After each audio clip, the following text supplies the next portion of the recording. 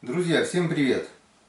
Недавно вышло 5 частей нашей рыбалки, когда мы ездили с Сергеем и Димой и с Ромой на рыбалку.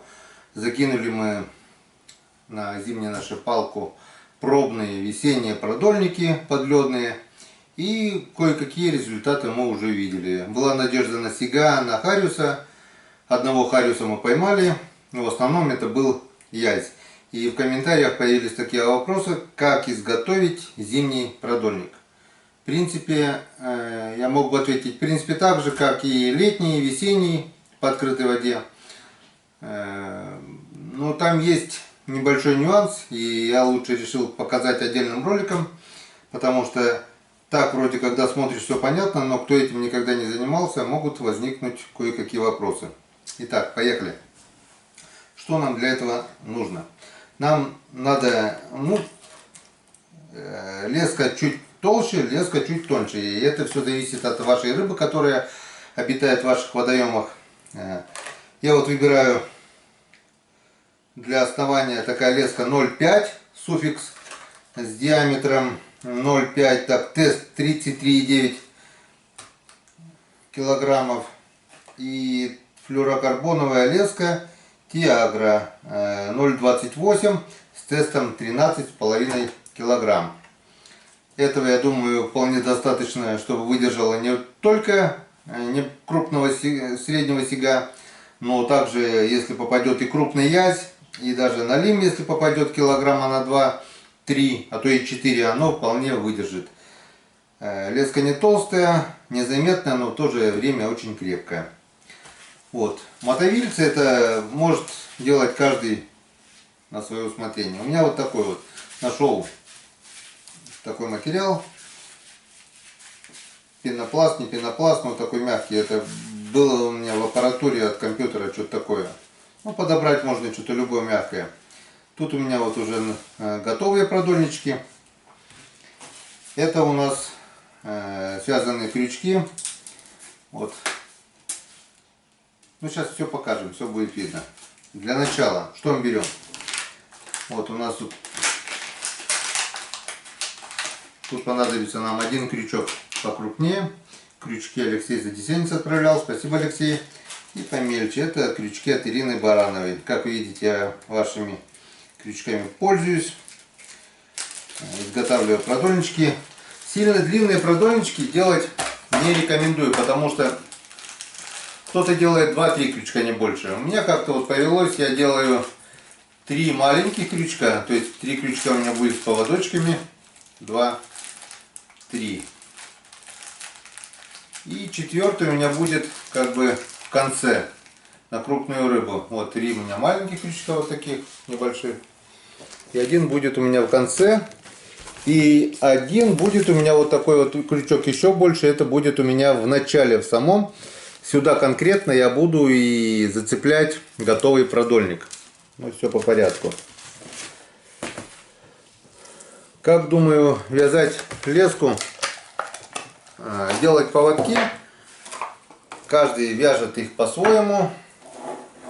Скажу одно. Длина поводков не должна превышать 20 сантиметров. Вполне хватит и 15 сантиметров. Ну вот, я вот так вот делаю. 20, а то и 15 сантиметров вполне достаточно. Можно даже и 10, потому что течение бьет так, поводки идут вдоль, все равно, чем длиннее поводок, он тем больше будет запутываться. Так что можно даже 10-15 сантиметров, этого будет вполне достаточно. Вот. Ну вот я как бы в среднем делаю 20, на всякий случай, там если где-то зацепится, об рыбу можно будет зацепиться. Но не больше 20. Леску, кто как вяжет, я вяжу узлом, как его называют правильно, клинч, не клинч, пусть скажем клинч. Вот я уже вот так вот продел за кольцо, 1, 2, 3, потом полученную петлю просовываем кончик лески и обратно. Конечно, я понимаю, ничего видно не будет, но посмотрите в интернете узел клинч. Там все ясно. Смачиваем. Затягиваем. Все. К крючку мы привязали. Лишнее убираем.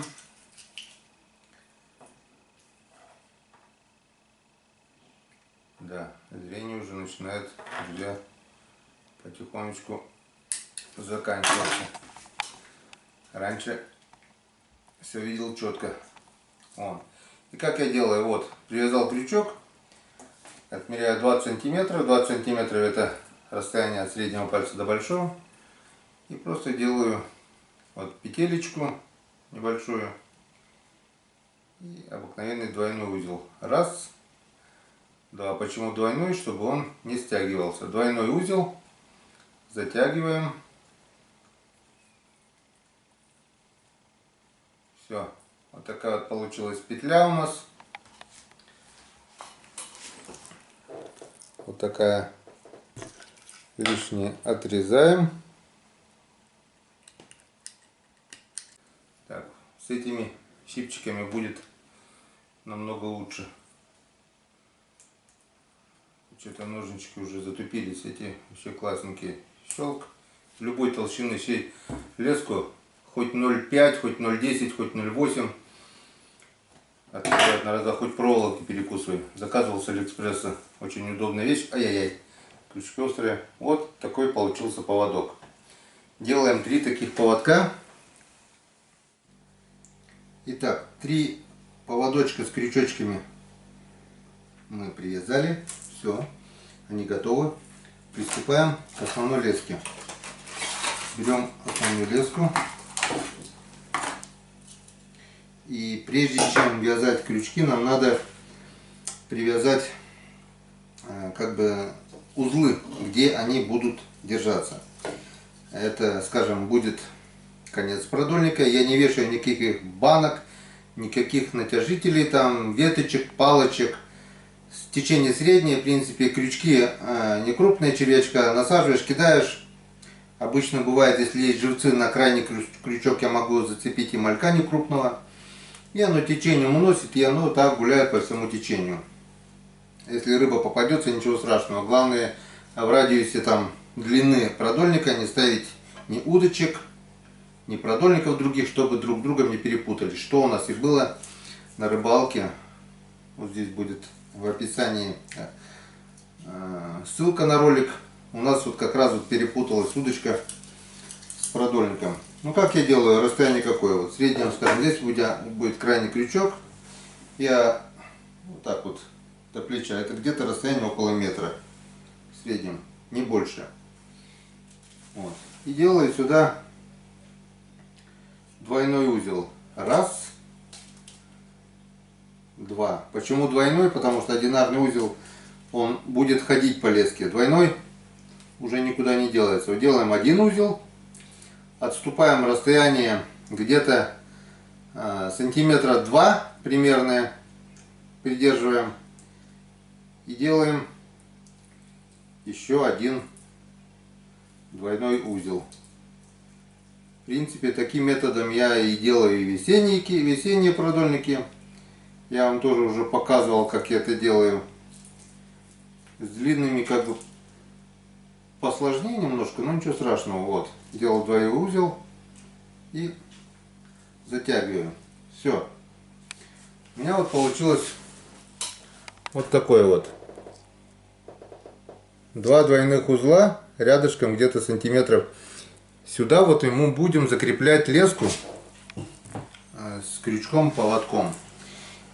3 поводка у нас, значит, мы делаем сколько? 3 таких двойных узла. На расстоянии где-то, скажем, вот такое, не больше. Сильно длинные продольники зимние делать не надо. Чем длиннее продольник, тем тяжелее его будет распутывать, когда попадется рыба. В случае запутывания всегда можно отцепить крючок. Если сильно запуталось, там петлей завязывается, я вам покажу. И просто леску отпутать. Ну, я обычно не заморачиваюсь, когда сильно запутывает, бывает. Я убираю все это в пакет, достаю новый продольник запасной устанавливаю новый продольник. Это если сильно запутали где-то на тиховоде, попалось 2 или 3, скажем, язя. Язя-то так еще обычно любят ерши сильно запутывать. И запутали. Я этот продольник убираю, ставлю другой, распутываю. Если нет возможности распутать, снимаю поводки с крючками и ставлю новый. Вот. Второй двойной узел. В принципе готовы. И также делаем третий двойной узел. Ну вот практически все готово. 3 двойных узла, 3 пары двойных узлов мы сделали. И теперь здесь столько же расстояния мы где-то вот так вот, скажем, убираем. И делаем опять же петлю с двойным узлом. Раз, два. Затягиваем. Теперь это никуда не денется. Убираем лишнее. Все. В принципе, у нас все готово. Остается только что? Правильно. Остается только вот у нас получился вот такая в конце у нас петля получилась. Вот такая вот петля. Именно в эту петлю мы будем за эту петлю. В конце у нас будет крючок, а в эту петлю мы будем зацеплять. На палках у нас сейчас стоят крючки. Если нету, вырубили палку, потому что можно в принципе цеплять это к палке, но для основания у меня, скажем, первый крючок от палки, большой крюк. Когда попадается, большой крючок в смысле, когда попадается еж, я его насаживаю и оставляю на всякий случай. Я понимаю, налима по весне не очень много, но бывает налим. К этому большому крючку я цепляю обычно вот такой средний, ставлю на малька, это на крупного хариуса, на язя. Также может попасть налим, крючки крепкие, острые и, как бы сказать, универсальные, ловят от среднего хариуса, сига, сиг нет, сиг такой большой редко бывает берет, если только очень большой. Хариуса, язя, до налима, вот это такие универсальные крючки. И я просто беру, куда у нас петля делась, вот она петля. Так вот у нас, скажем, торчит там вот тот крючок. Я просто эту петлю продеваю в этот на крючок и затягиваю. Вот у меня получается вот так вот он. Это ему ничего не мешает. Когда я буду поднимать крючки, я просто также отцепляю его. Просто вот просуну петлю.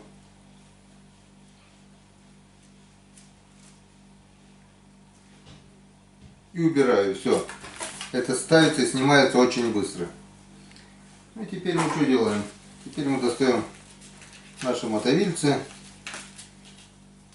И еще не готовый продольник сматываем. Будем делать его по мере сматывания. Вот заматываем.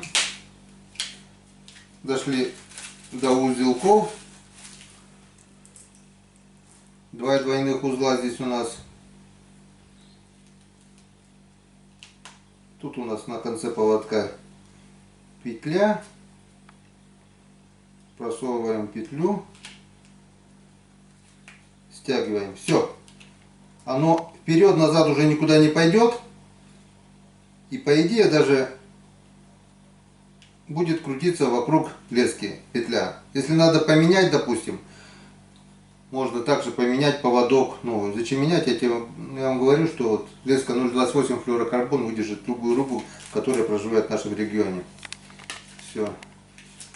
Леска в одну сторону смотрит, поводок в противоположную. Зачем я так делаю? Когда я буду разматывать, намного удобнее. Не надо будет искать. Разматываешь, и поводок разматывается уже с основной леской. Леску закручиваем сюда основную, поводки в обратную.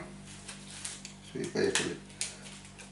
Доходим до второго пары узлов. Вяжем второй поводок.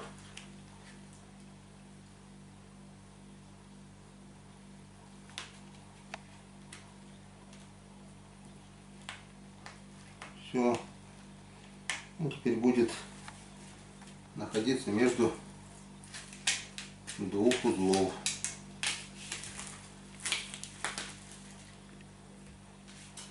Поводок в противоположную сторону. Все, цепляем. Остается у нас третий поводок. Третий поводок. Его также цепляем за петлю. Все.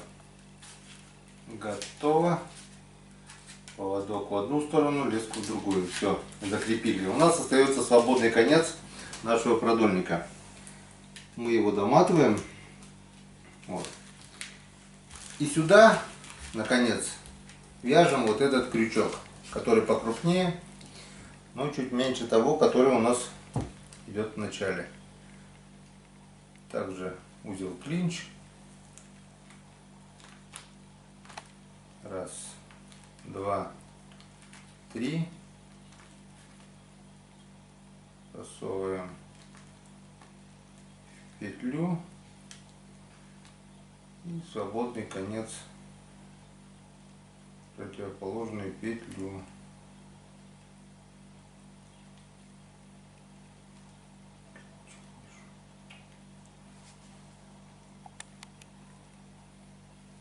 Так, все. Вроде правильно сделал.